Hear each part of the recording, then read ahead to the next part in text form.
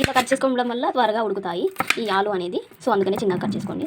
ఈ కుర్మాకి ఈ ఆలు అనేది చాలా బాగా. సో వీటన్నిటిని ఇలా చేసేసుకోండి. ఇలా ఆయిల్ అనేది పోసేసుకోండి. ఒక స్పూన్ మినపప్పు అనేది యాడ్ చేసేసుకోండి. ఆవాలు అనేది కూడా యాడ్ చేసేసుకోండి. స్మాష్ ఇరగొట్టి ఇందులో వేసేయండి. ఒకటి ఇందులో వేసేసుకోండి. శనగపిండి అనేది 1 టేబుల్ స్పూన్ అనేది యాడ్ చేసేసుకోండి. ఉండలు లేకుండా బాగా కలుపుకోండి. అది ఉండలేకుండా. సో ఇందులో కరివేపాకు కూడా యాడ్ చేసేసుకోండి కొంచెం. ఇప్పుడు ఇందులో పసుపు అనేది యాడ్ చేసేసుకోండి కొంచెం. ఇప్పుడు ఇందులో రుచికి తగ్గట్టు సాల్ట్ అనేది యాడ్ చేసేసుకోండి. లిక్విడ్ ఇందులో పోసేయండి. ఇప్పుడు స్మాష్ చేసుకున్నాం కదా ఆలు, ఇవనేది ఇలా వేసేయండి.